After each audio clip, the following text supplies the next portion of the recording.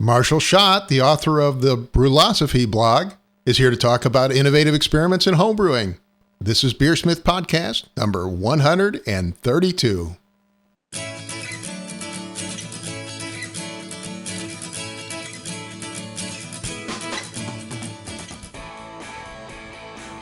This is BeerSmith Podcast number 132, and it's late August 2016. Marshall Schott from Brulosophy.com joins me this week to discuss his amazing blog featuring side-by-side homebrewing experiments. I'm pleased to announce that BeerSmith 2.3 Desktop was just released. It's a free update for 2.x users, and you can get it from the main download page at BeerSmith.com. I've been doing a series of posts now on the new features at BeerSmith.com/blog if you want to learn more. Thank you to this week's sponsor, Craft Beer and Brewing Magazine. They're running an amazing deal right now, only $19.99 for a year-long subscription, or $17.99 for the digital edition. Every issue of Craft Beer and Brewing Magazine is packed with articles for homebrewers and beer lovers, and I've started writing a question and answer column for them. Take advantage of their special deal at beerandbrewing.com. Again, that's beerandbrewing.com. And also Anvil, a new line of affordable brewing equipment from Blickman Engineering. This week, we're highlighting Anvil's Ferment in the Kettle kit that converts your Anvil kettle into a fermenter. It comes with a silicone lid seal for the perfect fit. You can use your Anvil dip tube as a sediment-free racking cane. Ferment and brew in a single vessel with Anvil. Learn more about Anvil at anvilbrewing.com. And now let's jump into this week's episode. Today on the show, I welcome Marshall Schott from Brulosophy.com. Marshall started brewing as a college student in Bellingham, Washington over a decade ago and launched Brulosophy in early 2014 to discuss the results of homebrewing experiments. He currently works as a clinical psychologist in Fresno, California. Marshall, it is fantastic to have you on the show. It's fantastic to be here, Brad. Thanks so much for having me on. You know, you may be the very first clinical psychologist we've had on the show, which is hard to believe, really. I don't know whether to apologize or, but we're an odd lot, that's for sure. Well, I think it fits together with beer, clinical psychology, and beer drinkers, you know. Yeah. If I were a prescriber of medicine, Well, it's great to have you on the show. How are you doing now? You're out there in Fresno? Yep. Just enjoying the final throes of our hot summers here. We just dropped our kids off at school for the first day of class, and got 2 in school now, and one little 3-year-old home with us. So nice and relaxing day. Has it been a good summer out there? If you like the heat like I do, it's been a fantastic summer. We've kept ourselves pretty busy, but yeah. Awesome. Well, you started this blog a couple of years ago, and it's grown tremendously. I've certainly heard a lot about it. Can you tell us a little bit about Brulosophy.com? Yeah, sure. It was, the fact that it's grown has been just as surprising to me as maybe it has been to some others. The genesis of Brulosophy was actually just a place. I apologize for that. It was a place for me just to share the results of experiments that I was doing on my own. A good buddy of mine had recently left town, and so I was bored in my brewing. We used to brew together all the time. He took off, and I kind of didn't know what else to do, so I started experimenting and sharing the results in various forums here and there. And then I think somebody on one forum suggested I compile it all and put it in a blog form, and here we are today. I've got some friends on board helping out to do these experiments pretty regularly, and we're publishing a couple articles every week now, and yeah. It looks like you got a pretty good group of people working with you too, because you do blind taste testing and panel judging and all kinds of things, right? Yeah, a really awesome group of guys actually. Malcolm Frazier and Ray Found and Greg Foster and Matthew Waldron and Jake Houlihan. All these guys are just kind of dedicated to the cause of learning more about what it is we love so much, making beer and enjoying the community around this hobby. Well, your blog is focused around brewing experiments. Typically, you do 2 batches side by side. Tell us what a typical experiment looks like and how you go about evaluating them. Yeah. So, every experiment starts with a discussion between the group of us on how we want to isolate the variable, what that variable is going to be. And then we'll work together in designing the best approach to brewing the beers. Oftentimes it'll require two separate mashes, two separate boils, basically brewing two batches side by side. Sometimes we can get away with maybe a single mash and then splitting them in the kettle. From there, we just treat the beers as similarly as possible so that we can isolate just that variable that we want to test and not let any external variables have an impact on the results. And then once the beers are done, we get them kegged up and we present them to blind tasters. And by blind, what we mean is they have no idea of what the nature of the experiment is. So they don't know what the variable is, and they don't know what beer is in what cup. And the primary method of stats that we use is a test called the triangle test. It's where people are served 3 beers in 3 different colored cups. 2 of the beers are exactly the same. They came from the same keg. And 1 of the beers is unique. And the taster's job is just to pick out the unique one. And if we can determine using a certain statistic that a certain number above chance more people were able to select that unique one, we can say with some sense of confidence at least that there's a distinguishable difference between the beers. Well, let's look at a typical experiment. You seem to like gelatin. I notice you do a lot of experiments with gelatin. Yeah. We've revisited that one quite a few times, yes. So I found one comparing a normal amount of gelatin to one where you used actually 10 times the amount of gelatin. What did you find there? Well, that was actually an experiment that was inspired by our friend John Palmer. He and I were discussing the impact of gelatin on our different variables when it comes to using gelatin in general. And one of the things we were wondering is there a breaking point? Is there a point to where it becomes a bad thing? And so in typical fashion, I decided to test the extremes. And for that one, what I did is I used the typical amount that I use, which is about, I think it's a half teaspoon of gelatin for a 5-gallon batch. And then I just compared that to either 1 or 2 full packets, those little packets of gelatin. And what we found is that it didn't create a distinguishable difference in the beers. So tasters weren't able to identify the standard amount beer from the 10 times amount beer. But surprisingly, if you look at an image of the two side by side, there's one on the screen there. Yeah, right. Yeah, if you look closely, you can see the one on the right, I believe, is the one that had more gelatin in it, and it maintained a haze throughout the entire keg while I was serving it, while the normal one dropped much more clear. So in that one, we found that less might be more, actually. Yeah, here you can see it a little bit better in the finished glass, I guess. Yeah, exactly. Pretty interesting. And how do you actually evaluate how whether the people can tell the difference or not? And you said to do the triangle test, but you do something called a p-test, right? Or p value? Oh, sure. Yeah, there's a statistic, and I won't get too much into that kind of dorky side of things, but there's a statistic, a binomial proportions test that we use to determine whether something at a 95% confidence is statistically significant. The idea being that what we're able to do is if a certain number more people than we would expect by chance, which is 33% when you're doing a triangle test. So if a certain number more participants are able to select the odd beer out, then we can say with some sense of confidence that the difference is more likely real, and that the variable, given our controls when we're actually brewing, and if people want to trust us, that we can say that the variable did or did not seem to have a remarkable impact on the beer. So it's just really whether people can you have statistical confidence that they're able to tell that the beer is different, right?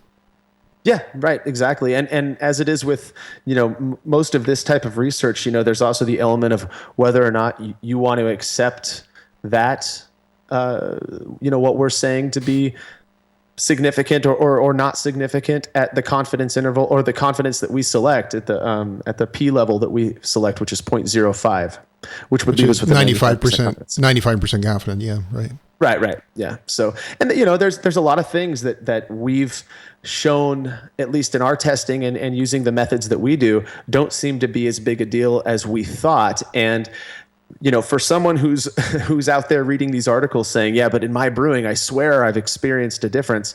One response to that is that, we're invested in our own brewing. And when we're not doing side by sides, it's really easy sometimes to think we notice stuff that's not really there. That could be one explanation. Another one is that we're just not, maybe we're too controlled, or there's some other explanation as to why these beers taste so similar.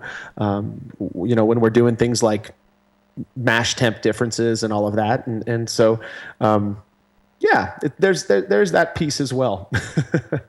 So you guys are kind of like the Mythbusters for beer, huh? We've heard that quite a bit. I don't, I don't actually probably trademark somewhere though. Yeah. I'm sure it is. Well, who was it? Popular Mechanics, I believe, used the term in an article about Brulosophy, actually.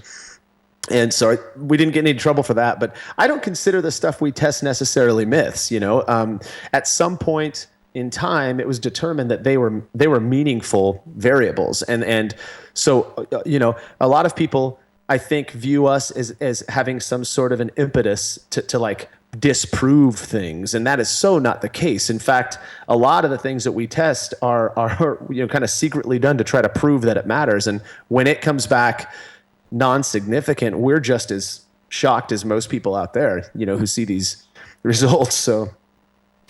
Well, what are some of the other things you've tried with gelatin? You've done a lot of gelatin experiments. Yeah, I think probably most interesting to me still till this day, and it continues to be one of the most read articles on our website, is the very first gelatin experiment, where I made a highly hopped pale ale and fined one with gelatin, and I left the other one alone. They were completely different in terms of appearance. One was very hazy, like you might expect a really dry hopped beer to be. The other one was crystal clear. And despite that difference, people were just completely unable to tell them apart. There really was I couldn't tell them apart when my eyes were closed. And that kind of goes in the face of this theory that fining beers or filtering beers will strip a beer of hop character. And we didn't seem to find that at all. And we have yet to find that. Interesting. Yeah, I don't think it does typically have a big difference on, but obviously you're going to get more polyphenols in a highly hopped beer, right? That's what I would think. And you'd think that the gelatin is in some way going to, pull some of those flavor compounds, those aroma compounds out. But what we're finding is that it doesn't seem to do that. Now, one of the things that we haven't tested is, comparing the longevity of beer that's been fined compared to one that hasn't been. And that's kind of a touchy one, because a lot of people these days are saying, you don't age hoppy beer anyways. And so, but I think it's something worthy of some exploration for sure. Interesting. So the findings don't seem to affect the flavor, at least in a blind test, is what you're saying. Yeah. Well, what we can say based on the testing that we've done is that the findings don't seem to make it impart a difference such that a reliable number of participants are able to distinguish the beers. Right. Well, in another recent experiment, you compared loose leaf hops to those boiled in a nylon bag, and this one actually had some statistically significant results, which kind of surprised me. Oh, me too. Yeah, that was so. They were actually both pellets. They were pellet hops from the same batch, same bag that I got. One of them where we just tossed them into the boil loosely, and the other one, we bagged them up so that they could be removed later on. And this one was sort of inspired by earlier experiments we've done on kettle trub and the impact that kettle trub has on fermentation and the ultimate character of a beer. I wondered if included in all of that trub, there's a large dose of hops as well, what impact that would have. And so we made two of the same exact beers and bagged the hops in one and tossed the other ones in loosely. And what we found was that a reliable number of participants were indeed able to tell the beers apart, which was pretty surprising to me. So how much difference was, you said it was 95% significant, right? I guess. So what we found was 26 people actually participated in this one. We would have needed 14 people to get it right in order for us to say that it was statistically significant. And what we found was that exactly 14 people were able to identify. Of those 26, were able to identify the odd beer out in each of those. And to kind of further the interesting stuff in this one, we actually sent both samples of both to Oregon Brew Lab for IBU testing, and surprisingly, what we found was that the bitterness on them was almost exactly the same. The bagged hops came in at 25 IBU, and the loose hop beer came in at 27 IBU, which leaves me, kind of wondering what it was that made the beers taste different, because it clearly wasn't bitterness. I really don't think it was bitterness if they were that similar. So something else about the beers made them taste different enough that people were able to tell them apart. Well, the hops have something like 500 different flavor compounds in them, and only one of those is really the isomerized alpha acid. So I guess it's certainly possible that one of those other 500 compounds, leaving it in contact with the beer long enough, had an impact on the final outcome of the beer, right?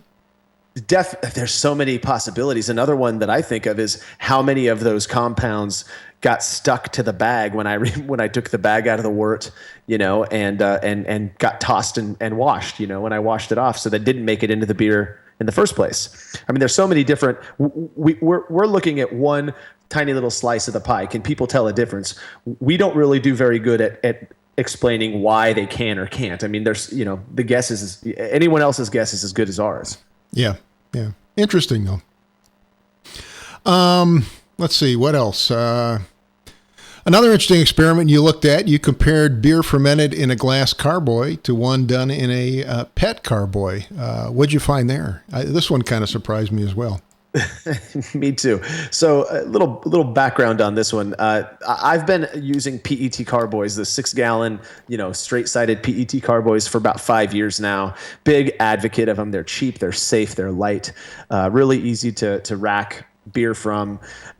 So going into this one, I was really kind of expecting there to be no difference, just to kind of close the door on that idea that glass is better and, blah, blah, blah. So the fact we came back from this one with a statistically significant result, I was pretty surprised, actually. We had 25 people sample these beers. 13 would have been required in order for us to say that there was a reliable, or that there was a distinguishable difference, and 14 people were able to tell the difference. It was really funny when I when I served these ones to a group of my friends. They were blind, and when they afterwards, and they finished the survey that we hand out, and I mentioned to them what the variable was after they were all done taking it, and the response I got was, "Oh, come on, man! What a stupid test." And then when I let them know that this thing is, people are able to tell these beers apart pretty consistently, the kind of shock was palpable. It was pretty interesting. And the part that gets me most is that of the 14 people who made the correct selection, I think a large majority of them actually reported preferring the one that was fermented in the glass carboy. So similar as they were. I know, which, that's the kind of data that we don't get very often. That's really interesting to me, because they're still blind, to what beer is which. They still didn't know what the variable was. They're just picking which of two that they like better. And there was the glass carboy won that contest for sure. Doesn't mean I'm fermenting in glass these days, but it was pretty interesting. You did another one where you compared glass and stainless, but I think those were pretty much identical, right? Yeah, non-significant. That one was a little bit more recent. And, so obviously that leads, we've also done, what do we do? PET versus a bucket. And that was statistically significant as well. Now, it kind of leads to the question of, is it the oxygen permeability of these plastic fermentation vessels that's causing them to taste different than these more inert, impermeable materials? Yeah, I mean, glass is largely inert. Stainless steel, if it's properly cleaned, is largely inert as well. Obviously, plastic isn't. So, I mean, that is a risk. Right. Yeah. I mean, and that's a risk that gets talked about often. And I suppose if you're okay with the beer, as I am, that you're making in plastic, then go for it. Keep on doing it. The I beers guess weren't bad. the other question would be, did you use the plastic before too? I mean, is this one that you used before? Oh yeah. It was one of my, I think I have 14 of these PET carboys, and I couldn't tell you how many times they've fermented beers. At the same time, the glass carboy is one that has been used. I actually got it from a buddy of mine who has used it, many times before, and was giving it to me out of fear of losing a toe. And on this one, I think you used a steam beer recipe, right? Oh yeah, one of my favorite styles. That one for the PET versus glass. Yeah, I made a California Common. I kind of wonder what the difference would be if you used a different style, perhaps, because that's a pretty strong, very hoppy style. Yeah, there's so many. The fact that it came back statistically significant, despite the kind of more robust character that beer is known for, it interests me even more. But that's one of those things I was just talking with our crew about today. Is with every experiment we have to pick a style, we have to pick an approach, and there's always going to be. But what if it was a pale ale, or what if it was, a Helles, or what if it was this? Well, we've got nothing but time on our hands here, but we can only do one of these at a time. So, yeah. No, that makes sense. Yeah.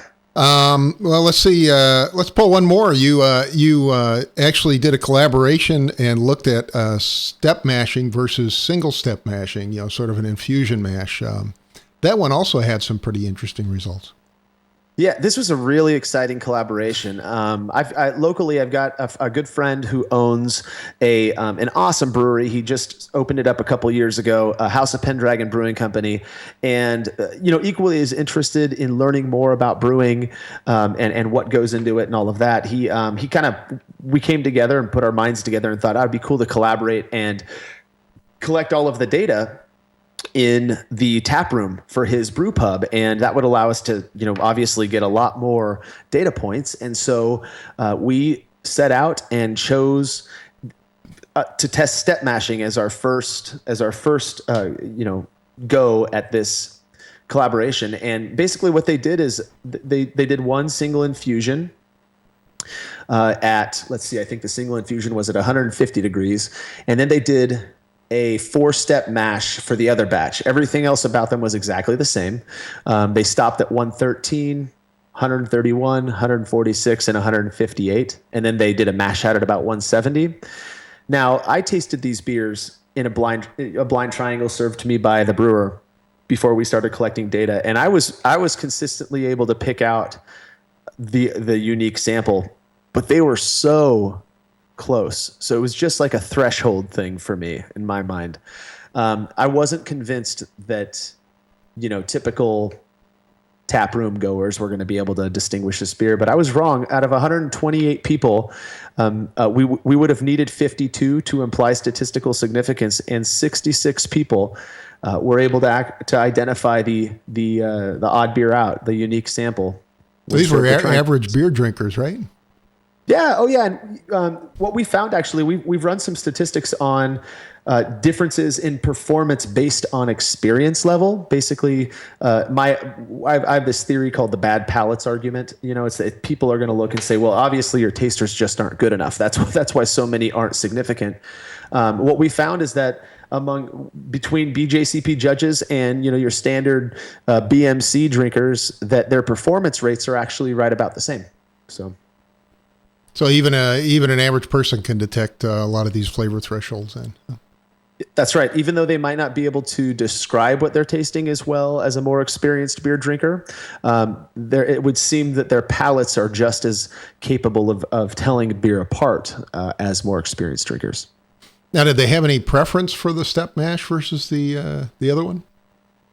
So on this one, let's see. It looks like, I'm reading through it right now, the step mash batch squeaked away with a slight win with 33 votes to the single infusion's 26 votes. So the step mash batch did seem to have a little bit, was preferred by more people, but not too many. The only thing I noted in the step mash batch, which I think might be because of the ferulic acid rest, was a slightly more spicy kind of peppery note to it, but it was so subtle. Makes sense. Have you done any on decoction too? One of the popular tests I think would be a decoction versus a single infusion mash and how that would taste. Yeah, you are spot on. That is probably top 5 most requested experiments for us to do. The issue with that is none of us want to do it. And so we don't want to. Oh, come on. You could spend a whole day doing a decoction. It's a great way to burn 12 hours or so. Well, I'll tell you what, we do have one of the contributors who I don't know how much I should give away, but who is working on a decoction one. He may have to redo the whole thing because he had a kegerator problem, as we occasionally do. Yeah. And of course it had to be on the 6-hour, decoction batch, but it is definitely in the very near future. It's something we're fascinated by as well. We all have our opinions on it, but until we get some actual, objective evidence, we'll kind of bite our tongues. Well, we got a few minutes still. I was wondering if maybe you could pull a couple other experiments off the top of your head that where you get surprising results over the last couple of years. Sure. Yeah, I think probably one of the more interesting ones is actually the initial iteration of what we published just this morning, which is on mash temp. The very first time I tested mash temp, what I did is I performed separate mashes, same exact grists. Everything was the same. One of them was mashed, I believe, at 147, and the other one was mashed at 161 degrees Fahrenheit. Now, what we know about, and I say no because there's real science behind it, is that different enzymes are more active at these different temperatures, and so a lower temperature mash, you'd expect to get a more fermentable wort. A higher temperature mash where certain enzymes are more active, you'd expect to get a less fermentable wort, which is going to leave behind more dextrins. Now the assumption, and I say it's an assumption because it's only based on stuff that I had read before, but it's the assumption that I held was that, these dextrins are essentially sugar. Sugar is sweet, and so this higher mash temp beer is going to be thicker and sweeter and just probably undrinkable. And so I went ahead and I did this, and sure enough, the finishing gravities were, I think, 14 points apart. That's pretty significant. Indeed, and I don't think there's a brewer out there who would tell you that they wouldn't be able to taste a difference between a 1009 beer and a 1020 beer or whatever it was, and sure enough, to my utter amazement, people were unable to tell these beers apart, and so. I had friends serving them to me blind. I mean, it was a 1.1% ABV difference between these beers, which is pretty drastic in my opinion. Couldn't tell them apart myself either. They tasted exactly the same. What was the style of the beer? I'm looking at the article here. It was a blonde ale for that one. Huh. I would think, you'd be able to tell the difference between a blonde ale that was a point lower than the other one. You and me both. I'm still amazed by that. And so today, the article we published was, there was a theory out there saying that, maybe it was the extreme difference that actually made them taste the same, and that having comparing two beers that are mashed at, less disparate mash temperatures would produce, samples that tasted different. And that's not what we found. People still were unable to reliably distinguish these beers. One mashed at 149. Yeah. This one was, let's see, I think this one was a Pilsner. Yeah. Czech Pilsner. A Pilsner, huh? Mm-hmm. I don't know. I'm trying to think of something that would make a difference. I mean, obviously you do have a chemical difference there. You got a pretty significant difference in final gravity, but not a difference in taste apparently. The objective difference is there. It's real. It's measurable. There's, no one's saying that these beers aren't different. We just can't tell them apart. And to me, the coolest implication from all of that is, well, hey, if I want to make, a tasty beer that doesn't have as much alcohol, maybe all I have to do is mash at 162 degrees and not fret over there being too much sweetness. Now one theory that I have read about is that perhaps the difference would be more noticeable if the grists had a larger percentage of crystal malt. Maybe that's true. I don't find myself using too much crystal malt these days, but yeah, I'm not a huge fan of crystal malt either. I used to use it all the time, and I've cut way back, and I think the beer's better sometimes without it. But.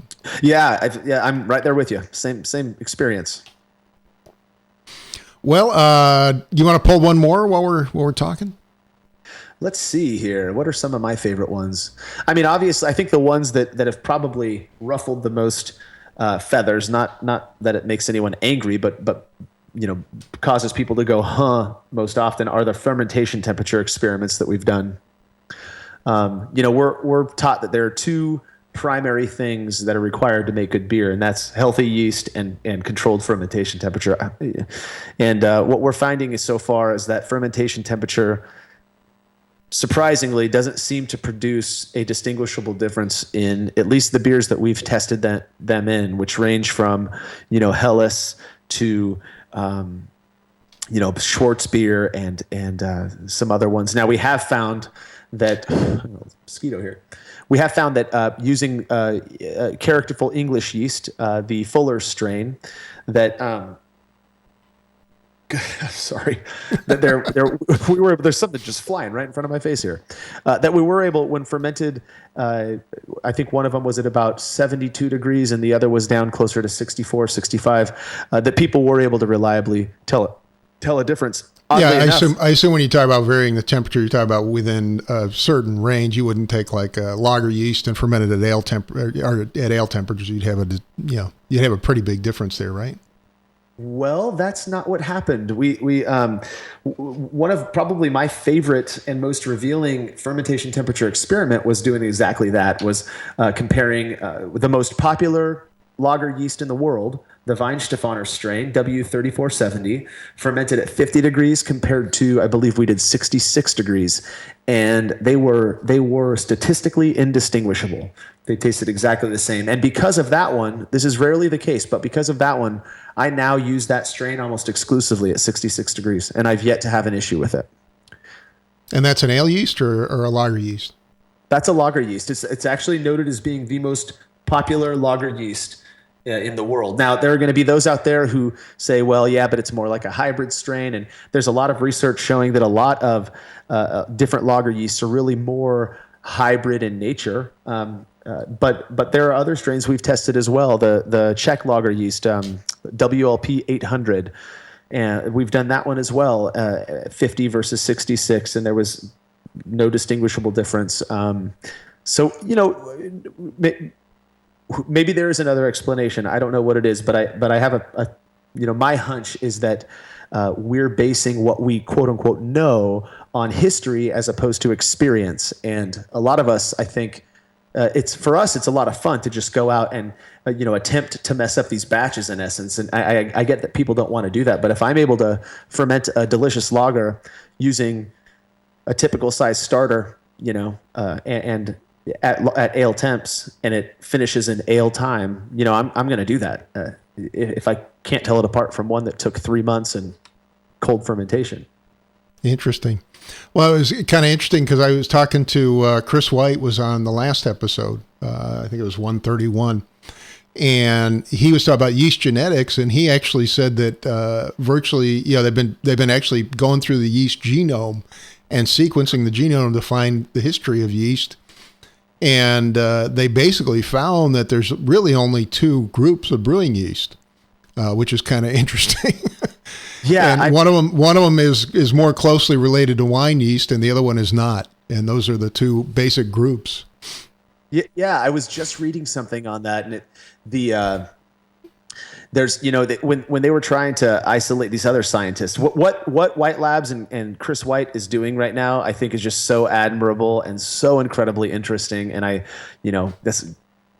can't wait to read more and more about it. But I was reading I was reading another research article where what they were able to do is kind of isolate, just looking at lager strains, and they actually divvy it up into, Saccharomyces pastorianus, and then Saccharomyces Carlsbergensis, I think is what they call it, and pastorianus, which is what we're using, W3470, is said to be, some sort of a offshoot from, the coming together of other Saccharomyces strains, while Carlsbergensis is this offshoot of a couple different types of Saccharomyces strains. And and that one actually favors colder temps a little bit more than pastorianus, which is what most of us brewers are using today. And I mean, there's just so much behind this, this cell that we use to make beer. Yeah, I think he's gone out and mapped all the yeast they produce commercially, basically, and can tell you exactly how they're all related. It's very interesting. He's just getting ready now to publish the major paper on the results, but yeah, very interesting work. The other one I want to ask about is mash pH. Have you guys done a lot of work with mash pH? We've done a few experiments that look at water chemistry, and mash pH in particular has been one that we've looked at a few times. And with, I believe, I don't have it in front of me now, I think with one exception, all of our water chemistry experiments are producing significant results. And it's been said that water should be the last thing a brewer focuses on, but given our results, I'm constantly telling people that, water makes up the majority of your beer. Take care of it. Make sure you're brewing with good water, building it up to the way you want it to be, Yeah, I just added a whole bunch of water tools to BeerSmith and mash pH tools to BeerSmith to help people do that a little bit easier. Absolutely fantastic. I've loved it, by the way. Yeah. It's interesting. So now people are out buying pH meters, I guess. Should have invested in that before I... Yeah, right. Take out some stock in HANA instruments. pH meters and lactic acid or something. Hey, lactic phosphoric acid. I saw that one I was just browsing this a minute ago on the computer over here. What'd you find there? That was kind of interesting. Lactic versus. This is for adjusting your mash pH, I should say. Right. So I got to look that one up. That was a funny one because, Malcolm is kind of our resident water nerd. He really is. I mean, we all adjust our water and we're really into it, but Malcolm has kind of taken it under his belt. And so what we found for that one was that people weren't necessarily reliably capable of telling the beers apart, but Malcolm on his own was saying that he noticed that his lactic acid smelled like butter, and it made him wonder, even though people couldn't tell the beers apart, so something about that went away in the finished beer. It made him wonder to what extent, sometimes these reports of diacetyl being in a beer, that kind of butterscotchy, buttered popcorn flavor, aren't because of something like adding lactic acid to your mash. Maybe there really is no diacetyl. Maybe it's a flavor from something else you're adding to the beer as well. Well, I mean, it could certainly be from an additive, but certainly it's pretty well documented that you get diacetyl from. It's actually a byproduct of malt. Yeah, right. So you get it. It's actually in all beer. It's just a matter of whether it's above the flavor threshold or not. Right. Yeah. Same thing with DMS is that, and that's DMS has been something that I think Malcolm and I have taken a concerted effort to try to get into a beer, and we just cannot seem to do it. I mean, I've played around with what we call short and shoddy batches, where I mashed for 15 minutes. I only boiled for 15 minutes. I chilled in an ice bath. Cover the pot. That's always a good one. The boil was so short that I didn't even have time to find the lid for my small little pot to cover it. I mean, 15 minutes, and I actually sent samples into a lab to have tested for DMS, and there was none in it, and that was using 100% Pilsner malt, and so there's just we're learning a lot through this, and I think you'd see it more commonly if you cover the pot. I've actually tasted it in some commercial beers, and quite often I'll go back and they have an uninsulated pipe coming right out of the boiler. You know what I mean? Oh, right. And so what's happening, of course, is that they've got an uninsulated pipe, coming out of the boiler with all the hot steam going up it, and it condenses on the inside of that pipe and then falls straight down into the beer. And in quite a few cases, I've been able to, sample the beer, take one of their light beers and sample it and go, yeah, there's that lovely cooked corn flavor you were looking for. Right. I think there's a popular green bottled beer that's known for having DMS and that intentionally, you know, looks for it in their beer. They want it there. So, yeah, some people like it. I don't know. I guess, yeah. I don't know if I've ever actually, outside of that beer, I don't know if I've actually tasted it in a non-contaminated, infected homebrew. No, it's definitely it's just sort of this cooked corn, creamed corn kind of flavor. It does happen. Yeah. Well, I think it's most common when you cover the pot, because then you're just trapping everything inside. Sure, that makes sense. Yeah. Yeah. What experiments do you have planned for the future? So if you take a look at the list, we're 97 deep at this point. So 3 more to our 100 mark. Yeah, here's your list on the webpage here. Yeah, which I think is linked from the front page somewhere, right? Yep, right there in the upper left. Right there in the XBMTS, huh? Button, right? Right. And so we've got so many things on the line right now. From a decoction experiment, more step mash experiments. We've got different mash method experiments coming up soon. We got more. We're going to be doing the next fermentation temperature experiment we run is probably going to compare stable temperature to a variable temperature. There's a lot of people saying that maybe the what's wrong with a lot of homebrew is that the temperature that people are using, since they're basically wrapping it with a sweatshirt and leaving it in the garage, is just changing so much, and that's producing those off flavors. So we've got something to test that out. All kinds of stuff. The list that we have of variables is about 3 times as long as the list of completed experiments. So certainly. So you got another 300 or so. Should be good to go, right? Yeah, and then if you add in replication of each one of those, I mean, we're going to be doing this until the ripe old age is here. Well, that's great. It's an outstanding effort you got going there. Is there anything else you'd like to add before we go? Yeah, the only thing is I encourage people who are out there who question this stuff and who find it interesting to kind of test stuff out and who don't mind maybe potentially ruining a batch of beer to experiment more. Get your fingers deep into the mud and mess around with this thing. What we're finding is that a lot of it isn't as evil as we once thought, and it's a lot of fun to be able to share these results with your friends and talk about it. And at the same time, dogma bites. That's what we say. Dogma bites. If you're gonna just abide by the dogma, that's cool. But be cool about it as well. Let people who do things differently do their thing without getting too much flack for it. And let's be cool. Let's keep this hobby as awesome as it has been. Yeah, I think barely a week goes by where somebody doesn't write me and say, I ruined my batch of beer and it's going to come out awful. Should I throw it away? And I'm like, nah, just ferment it out and taste it. See what happens. Yeah. We get the same thing. And it's like, you're already determined that this beer is bad. So that's going to influence your perception of it. But at the same time, it's not even ready. You haven't tasted it yet. Just chill out. Exactly. Let it ride. You'll be all right. I've had a lot of them I thought were bad. I've had the top blow off them and all kinds of stuff, and I just kind of ride it out, and usually comes out just fine. Oh, yeah. It's all good. Yep. Well, Marshall, I want to thank you again for coming on the show. Thanks for being here. Yeah, thanks again for having me, Brad. A lot of fun talking with you. And, of course, my guest today is Marshall Schott. Marshall runs the blog Brulosophy.com, where you can find details on, I think, over 100 experiments he's run so far. Is that right? We're getting close. Yeah. 97. We'll be over 100 in 2 weeks. Yep. So there's Brulosophy.com, and I encourage you to check that out. And Marshall, again, thank you for coming on the show. Cheers, Brad. Well, a big thank you to Marshall Schott from Brulosophy.com for joining me this week. Thanks also to Craft Beer and Brewing Magazine. This month features hoppy and mixed fermentation lagers.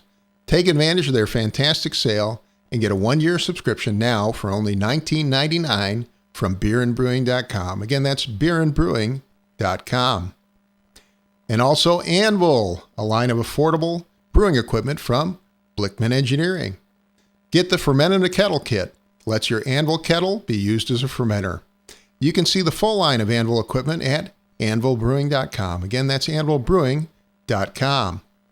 And finally, a reminder to grab the new BeerSmith 2.3 update. The world's top beer brewing software just got better. Packed with new features like mash pH adjustment, simplified recipe editing, and more. You can download it from BeerSmith.com or read about the features on my blog at BeerSmith.com/blog. Thank you for listening, and I hope you have a great brewing week.